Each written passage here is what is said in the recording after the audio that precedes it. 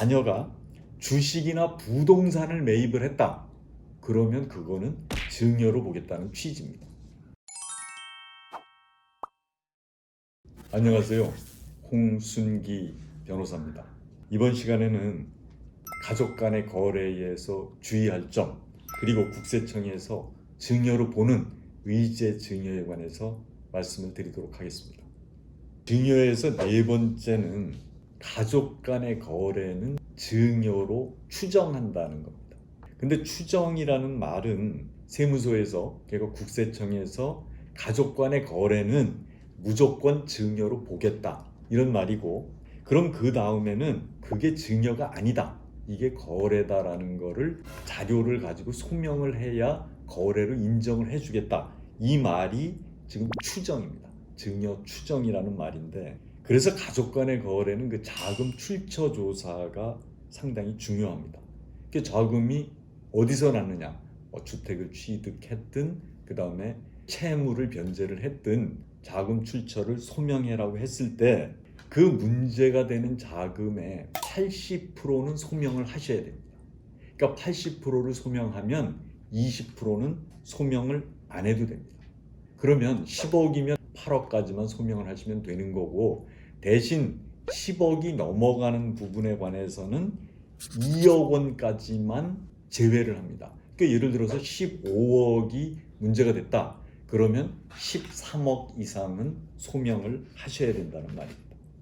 지금 국세청은 그 AI를 통한 빅데이터 분석 시스템이라든가 또는 PCI 분석 시스템, 다음에 FIU라 그래서 금융정보 분석원, 이런 데 자료를 이용해서 거의 철저하게 납세자의 자금 흐름을 들여다보고 있습니다. 그래서 가족 간의 거래라도 증빙을 확실하게 갖추지 않으면 문제가 될 수 있다, 이런 부분을 알아두셔야 되겠습니다. 그리고 증여 추정 배제 기준이라는 게 있습니다. 이거는 증여 추정으로 보지 않겠다, 그러니까 증여로 보지 않겠다, 이게 나이에 따라서 약간 다르게 규정이 되어 있는데요. 이거는 법에 되어 있는 게 아니고 그 국세청 내부 사무처리 규정 그 안에 포함되어 있는 기준입니다.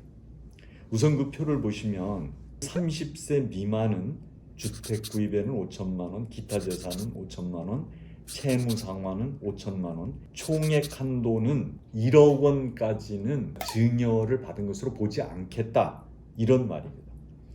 30세 이상은 2억 원까지, 그리고 40세 이상은 4억 원까지는 증여로 추정하지 않겠다, 즉 세무조사나 이런 걸 하지 않겠다라는 의미인데, 요거를 잘 보셔야 되는 게 뭐냐면 40세 이상의 주택의 취득자금은 3억 원까지는 증여 추정을 배제하겠다.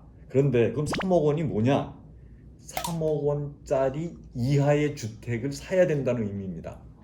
예를 들어서 5억 원짜리 주택을 사는데 3억 원까지 봐주겠다는 말이 아니고 3억 원짜리 이하의 주택을 사야 요거는 인정해 주겠다는 말입니다. 그리고 기타 재산이라 그러면은 주택이 아닌 뭐 자동차가 될 수도 있고, 그다음에 뭐 토지가 될 수도 있고 그런 거고요.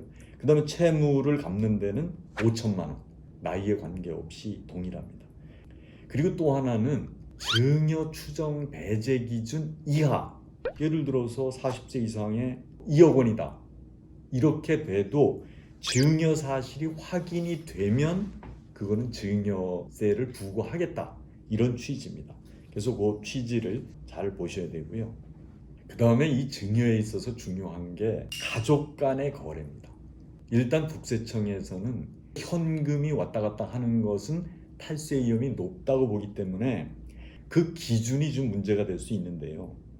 예를 들어서 자녀 같은 경우 이제 외국에 유학을 가 있다, 그 학비라든가 생활비를 붙여줄 수 있잖아요.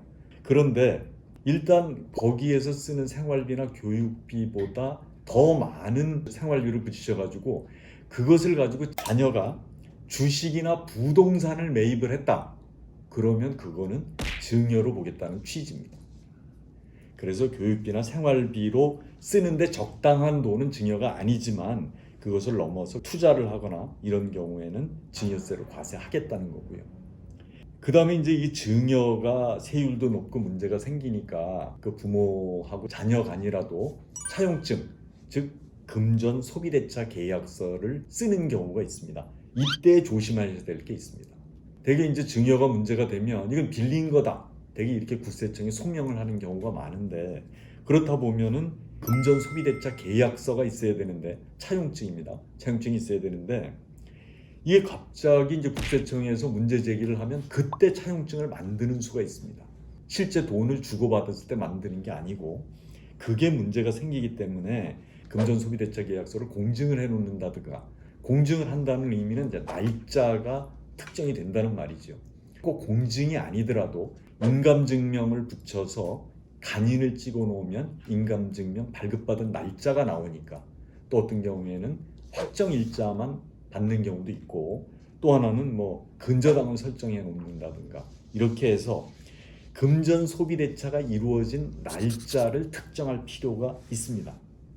그리고 두 번째는 이게 이자 약정을 하셔야 되는데, 개인 간의 금전 소비대차를 할 경우에는 이자는 4.6%가 적정하다, 이렇게 보고 있는데, 그래서 국세청에서는 그 이자가 1,000만 원 이하로 되면 별 문제를 삼지 않습니다. 그러면 이걸 한번 4.6%를 계산해 보면 2억 원에 대한 4.6%가 1년에 920만 원입니다.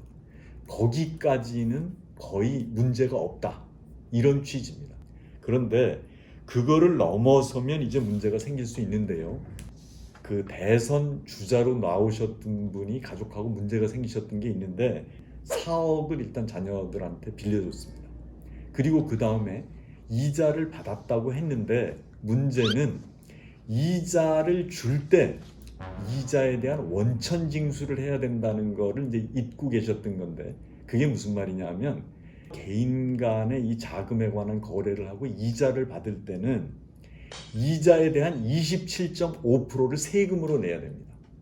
이자로 받는 돈의 27.5%를 세금으로 낸 적이 없다. 그게 문제가 생겨서 나중에 그분이 이제 납부를 하신 그런 게 있는데, 그래서 가족 간의 금전 소비대차는 그런 점, 돈을 빌릴 때는 이자 약정을 해야 된다든가, 계약서에 꼭 날짜를 특정해서 표시를 해야 된다든가, 또 그 이자가 많을 때는 여기에 대해서 원천 징수를 하셔야 된다, 이런 점을 알고 계시면 좋겠습니다.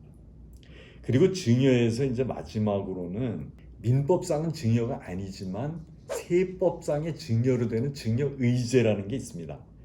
즉 사망보험금이나 주식이 명의신탁된 경우는 다 증여로 보는데요. 그 다음에 이제 대기업에서 많이 하다가 문제가 생기는 건데, 일감 몰아주기, 그 다음에 일감 떼어주기, 이런 거는 국세청에서 무조건 증여로 인정한다. 이거는 뭐 소명해서 되는 일이 아니고 무조건 이건 증여로 보고 과세를 하겠다. 이게 이제 그 증여에 관한 어떤 구조와 특징에 관해서 말씀드렸습니다. 예, 감사합니다.